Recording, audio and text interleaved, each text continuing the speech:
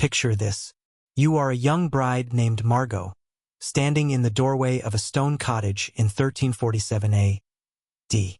The rushes beneath your bare feet crackle with each uneasy step, while the candle flame flickers across the lined face of your husband Henrik. He is nearly twice your age. Chosen by your father in return for 3 pigs and a strip of barley land, your hands tremble as you clutch the coarse woolen shift your mother sewed for this night, the same one she once wore, and her mother before her. Through the thin walls you hear his companions outside, drunk on ale, shouting crude jokes and beating pots with wooden spoons. They will not leave until they hear proof that the union has begun. Your breathing comes in quick gasps as Henrik's rough fingers reach for the leather cord around your neck, and you wonder if your mother's whispered warnings about a wife's duties could prepare you for what is about to happen in this smoky chamber. Heavy with the smell of damp wool and unwashed bodies. This is not a love story.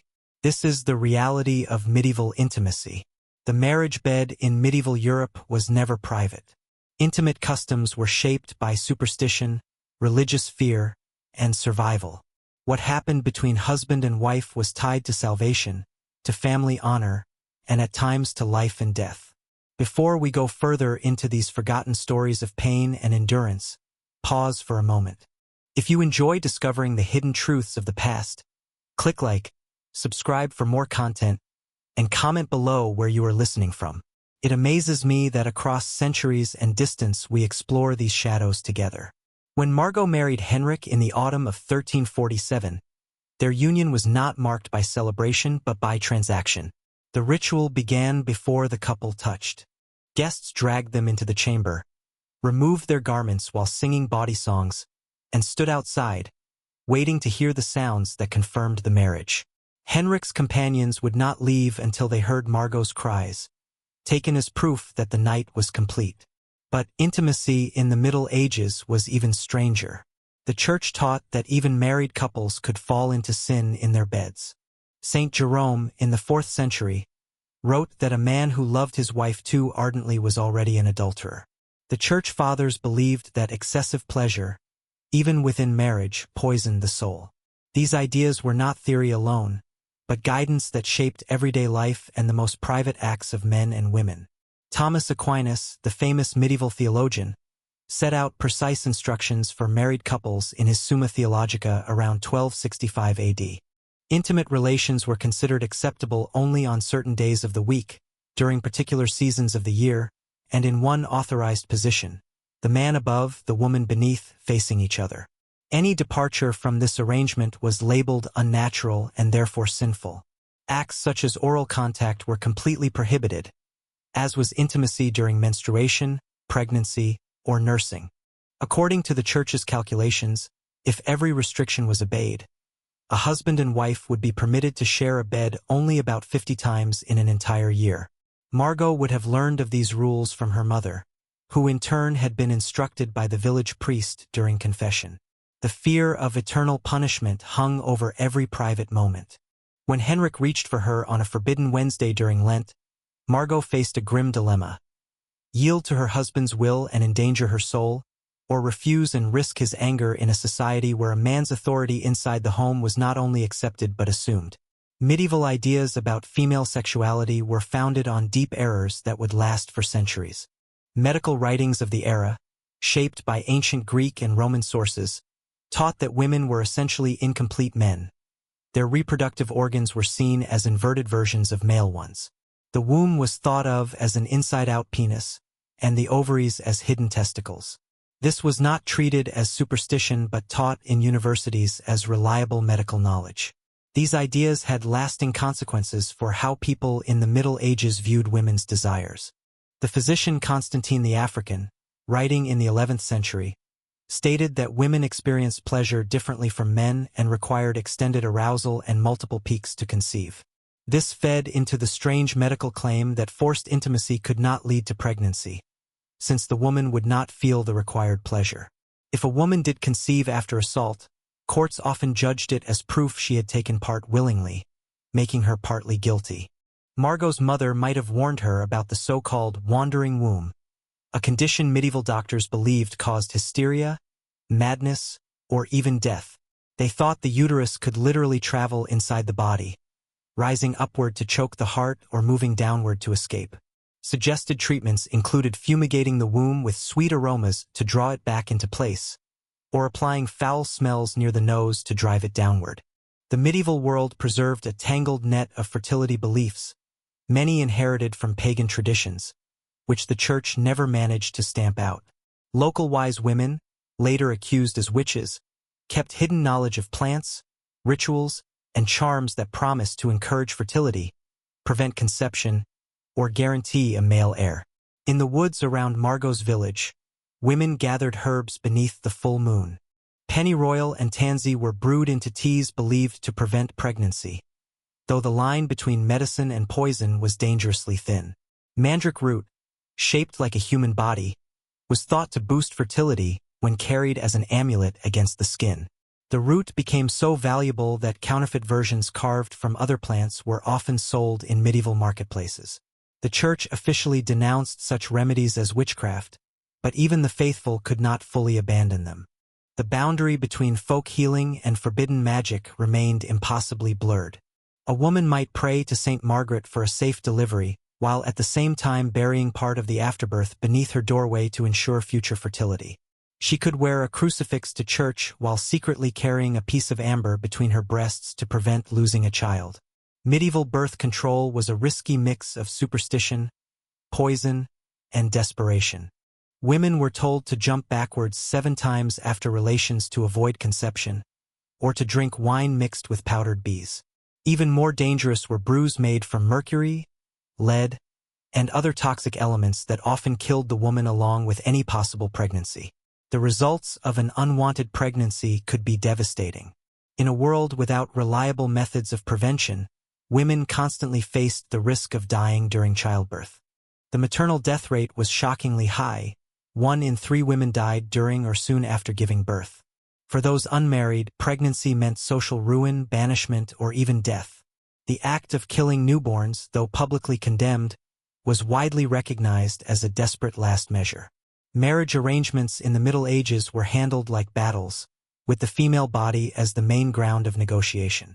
When Margot's father planned her marriage to Henrik, her virginity was literally her dowry, considered more valuable than gold or livestock he could offer. Purity became a form of currency, traded between families as proof of a daughter's honor and her family's reputation. The wedding night was not only about the union itself. It was about the public confirmation of the bride's virgin state. The stained sheets would be shown to the gathered guests as evidence that the marriage was valid.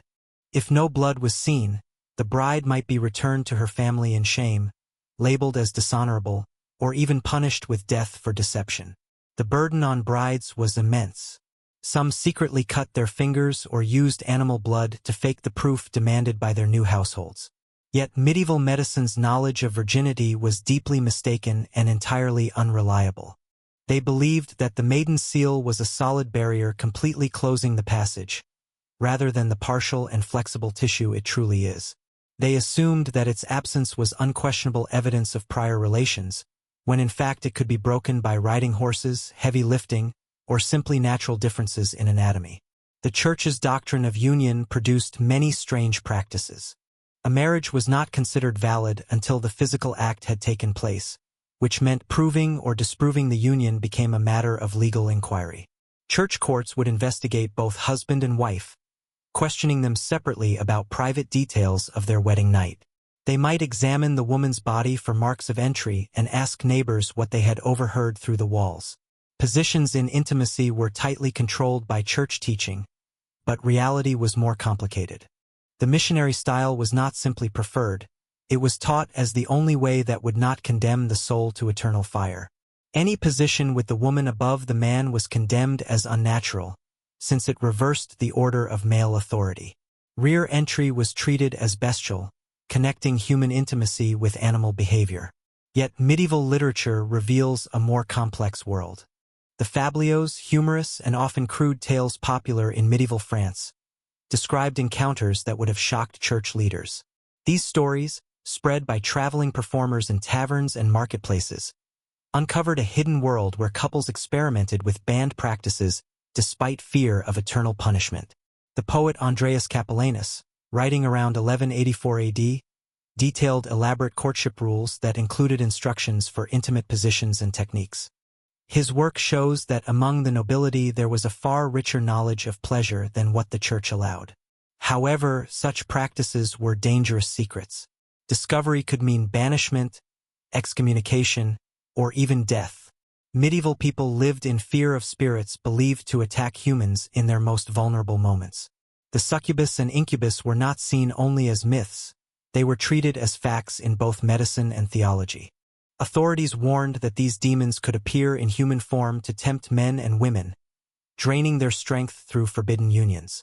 The succubus, a female spirit who lured men, was blamed for night emissions, dreams of intimacy, and unwanted thoughts outside of marriage.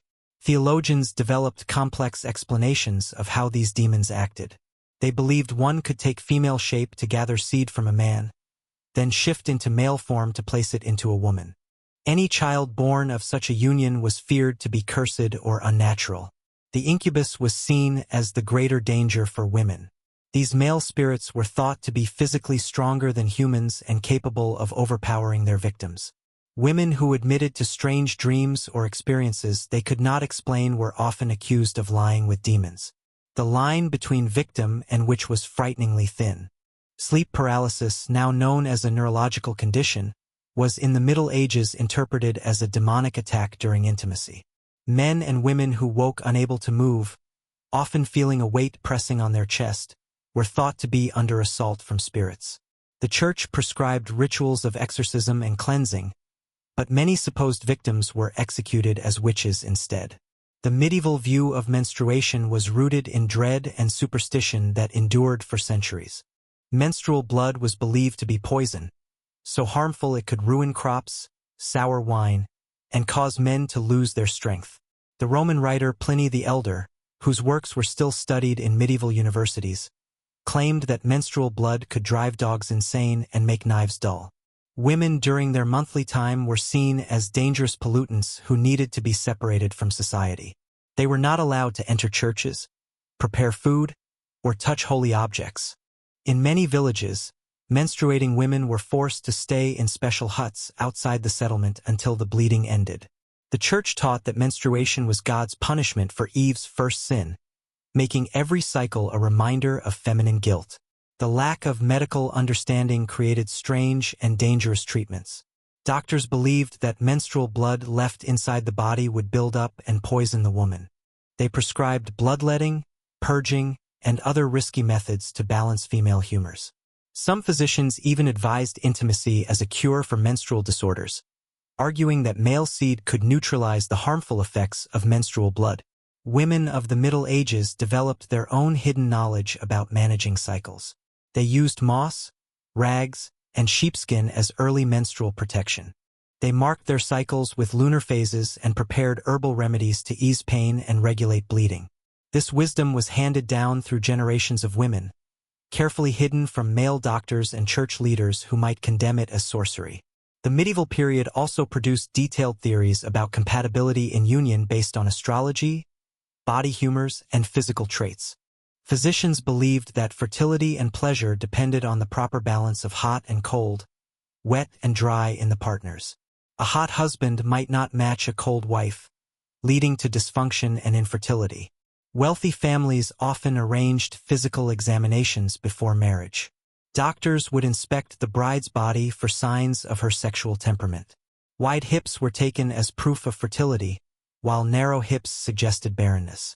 The groom's manhood was also analyzed for shape and size to judge compatibility. These examinations were carried out with the same detachment as the inspection of livestock. Church authorities developed their own theories of compatibility based on spiritual rather than bodily signs. They warned that couples too closely related by blood or by spiritual kinship would be cursed with infertility and monstrous offspring. The tangled rules of kinship meant that many marriages were later annulled when hidden family ties were revealed. Medieval ideas of intimacy were tied closely to honor, shame, and social rank. A man's power in relations was directly linked to his reputation as a warrior and leader. Failure in the marriage bed was seen not only as a private weakness but as a public disgrace. It was a disgrace that could ruin a man's place in his community. Medieval French culture developed elaborate euphemisms for male dysfunction, creating a language of shame that spread into every part of society. For women, reputation was even more fragile. The smallest suggestion of improper behavior could destroy a woman's chances of marriage and stain her family's honor. Medieval towns were close-knit communities where everyone knew each other's affairs. A woman seen speaking to a man who was not her husband or kin could be branded as a fallen woman. The rules for female conduct were so strict that even married women lived under constant fear of gossip and slander. The medieval legal system reflected these anxieties in its treatment of forced acts, adultery, and intimate assault. Violation was defined not as a crime against the woman herself, but as an offense against the man who possessed her, her father, husband, or lord. The punishment for such acts varied enormously depending on the rank of both victim and perpetrator. A nobleman who violated a peasant woman might be fined, while a peasant who assaulted a noblewoman could be tortured and executed. Adultery carried even harsher penalties, but mainly for women. A married woman who had relations with another man could be killed by her husband without legal punishment. Law codes of the period specifically granted husbands the right to slay unfaithful wives and their partners if caught in the act. Men, however, were largely free to seek relations with unmarried women, prostitutes, or their own servants without legal risk. The medieval age also saw the growth of detailed courtship traditions that shaped European culture for centuries. The ideal of courtly love, popularized in troubadour poetry, created a parallel world where desire was raised into a spiritual mission. These ideals were mostly a literary invention for the nobility, but they deeply influenced how people understood love and intimacy. The doctrine of courtly love taught that true devotion could exist only outside marriage. A knight's loyalty to his lady was meant to remain unfulfilled, living in endless longing that purified the soul through suffering. This produced a strange divide between marital union, which was seen as practical, and romantic love, which was seen as purely spiritual. The reality of medieval marriage customs was far more practical. Among peasants, young people might have some voice in their choice, but economic matters always outweighed feelings. A village girl might prefer the blacksmith's son, yet if the miller gave her father a better offer, she would be wed to a man she hardly knew. Medieval engagement customs included rituals meant to test the compatibility of prospective spouses. In certain regions, engaged couples were permitted to sleep side by side while clothed, separated by a wooden panel known as a bundling board. This allowed families to assess whether the pair were physically compatible without risking pregnancy or breaking church rules about premarital intimacy. The Middle Ages also inherited a wide tradition of fertility rituals and sexual magic from older pagan cultures. These practices were forced underground by Christian persecution but never fully disappeared. Peasants continued to perform ancient fertility rites, often disguised as Christian festivals or absorbed into folk medicine. The celebration of May Day kept strong associations with fertility despite church efforts to ban it. Youth would spend the night in the woods, supposedly gathering flowers and branches for village decoration. In truth, May Day became a chance for romantic encounters and experimentation beyond the strict limits of village life. Many births were calculated from these May Day meetings, producing a rise in February babies. Weddings themselves carried numerous rituals intended to ensure fertility. The bride might be showered with grain or nuts to encourage conception. The marriage bed was sprinkled with holy water, but also secretly prepared with herbs and charms believed to enhance fertility. These customs reflected desperate attempts to control reproduction in a world where infant death was common and family survival depended on healthy children. Medieval theories of conception were a strange mixture of Aristotle's philosophy, Christian belief, and folk knowledge. Physicians of the time believed that both men and women produced seed that joined during union to form new life. They even taught that female pleasure was required for conception, which tragically led to the idea that women who became pregnant after forced violation must have taken part willingly. Medieval people also created detailed theories about influencing the sex of unborn children. They believed that conception during certain phases of the moon would produce sons, while other times would bring daughters. The star's position at the moment of conception was thought to affect not only sex, but also personality and destiny. The period saw more advanced forms of control and surveillance over intimate life.